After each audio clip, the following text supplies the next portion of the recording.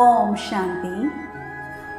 श्रीमद् भगवत गीता मातृ स्नेह का एक ऐसा आंचल है जो हम आत्माओं को विकारों रूपी माया से सुरक्षित रखकर हमें मनुष्य आत्मा से देवात्मा बना देती है। यदि मनुष्य इस गीता ज्ञान के आधार से स्वयं को बदलने का प्रयास करता है तो ही वह सबके प्रति पॉजिटिव एटीट्यूड रख पाता है। साथियों, इससे पहले की वीडियोस में हमने दूसरे अध्याय के 60 श्लोकों तक का भावार्थ जाना था।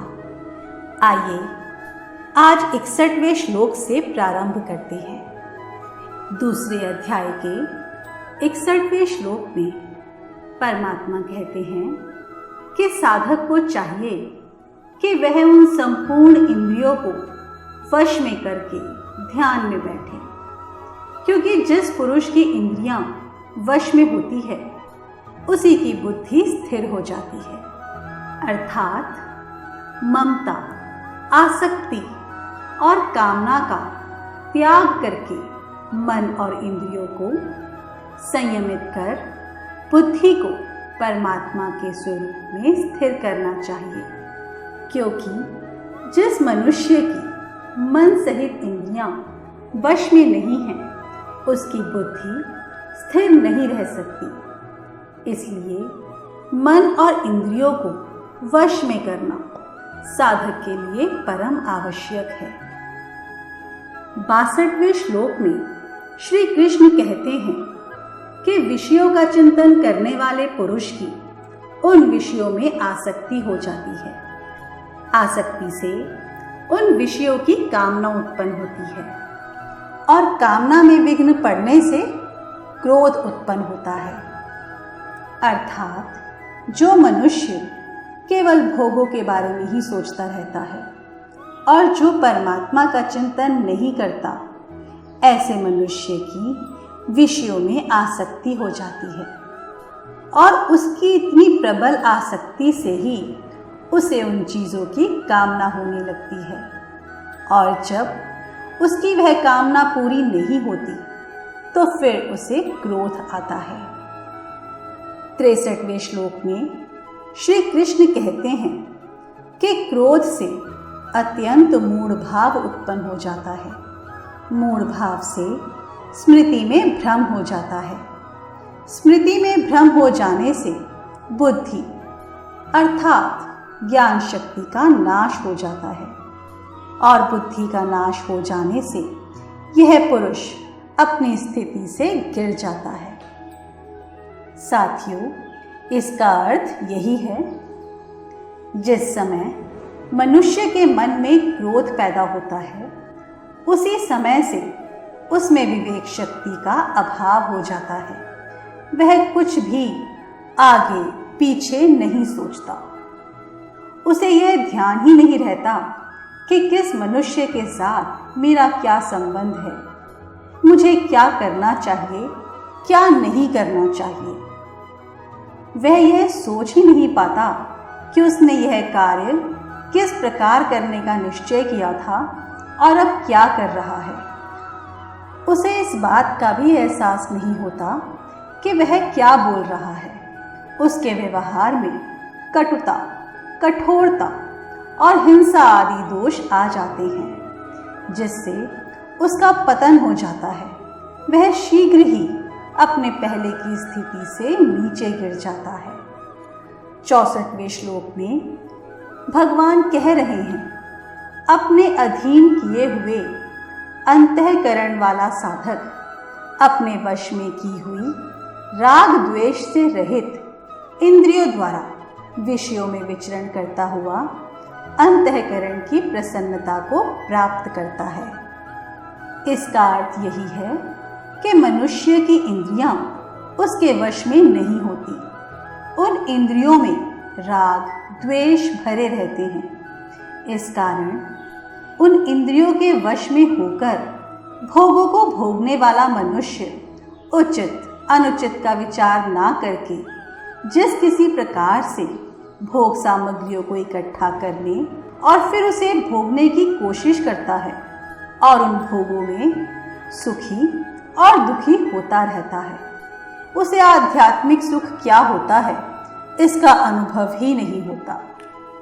इसके विपरीत वश में की हुई इंद्रियों द्वारा बिना राग द्वेष के व्यवहार करने से मनुष्य का अंतःकरण अर्थात उसका मन शुद्ध और स्वच्छ हो जाता है, जिसके कारण उसे आध्यात्मिक सुख, प्रेम, आनंद, खुशी और शांति का अनुभव होता है। इसके अगले श्लोक में श्री कृष्ण कहते हैं कि अंतःकरण की प्रसन्नता होने पर अर्थात मन से खुश होने पर इसके संपूर्ण दुखों का अभाव हो जाता है और उस प्रसन्न चित्त वाले कर्म योगी की बुद्धि शीघ्र ही सब ओर से हटकर एक परमात्मा में ही भली भांति स्थिर हो जाती है। साथियों, यहाँ पर परमात्मा हमें यही समझा रहे हैं कि यदि हमने अपने जीवन में कोई लक्ष्य तय कर लिया है तो फिर केवल हमें अपनी सारी बुद्धि, अपनी सारी मेहनत, अपना समय उस लक्ष्य को हासिल करने में लगा देना चाहिए। केवल यही सोचना चाहिए कि कैसे हम उस समय अपनी बेस्ट परफॉर्मेंस दें। 66वें श्लोक में श्री कृष्ण कहते हैं कि ना जीते हुए मन और इंद्रियों वाले पुरुष में निश्चयात्मिका बुद्धि नहीं होती और उस मनुष्य के अंतःकरण में भावना भी नहीं होती तथा भावनाहीन मनुष्य को शांति नहीं मिलती और शांति रहित मनुष्य को सुख कैसे मिल सकता है। साथियों, जब हमारा चित्त ठीक नहीं होता या हमारा स्वास्थ्य ठीक नहीं होता तब हमें कुछ भी अच्छा नहीं लगता।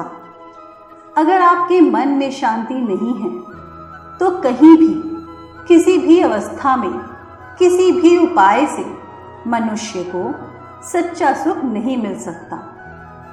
यहाँ पर प्रश्न यही उठता है कि क्या मनुष्य शांति रहित है या शांति उसके अंदर ही छिपी है।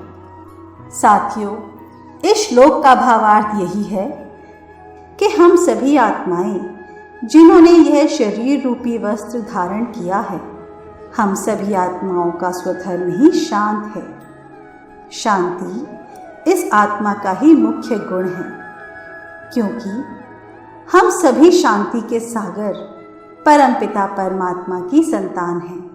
तो फिर हम शांति और सुख की तलाश में बाहर क्यों भटक रहे हैं। शांति और सुख हमारे अंदर ही है। इसके अगले श्लोक में श्री कृष्ण अर्जुन से कहते हैं कि हे महाबाहो, जिस पुरुष की इंद्रियां इंद्रियों के विषयों से सब प्रकार निग्रह की हुई है, उसी की बुद्धि स्थिर है। अर्थात जिस इंद्रिय के साथ मन रहता है वह एक ही इंद्रिय बुद्धि को विषय में फंसाकर विचलित कर देती है। जैसे क्रोध के वश होकर मनुष्य कुछ भी सोच नहीं पाता और प्रेम के वश होकर तो वह अपनी सुध बुध ही गवा बैठता है। इसमें यही भाव दिखलाया है कि जिसकी मन सहित समस्त इंद्रियां वश में हैं, उसी की बुद्धि स्थिर है और जिसके मन और इंद्रियां वश में नहीं हैं, उसकी बुद्धि स्थिर नहीं रह सकती। इसके अगले श्लोक में परमात्मा कहते हैं कि संपूर्ण प्राणियों के लिए जो रात्रि के समान है, उस नित्य ज्ञान स्वरूप परमानंद की प्राप्ति में स्थित प्रज्ञ योगी जागता है और जिस नाशवान सांसारिक सुख की प्राप्ति में सब प्राणी जागते हैं, परमात्मा के तत्व को जानने वाले मुनि के लिए वह रात्रि के समान है।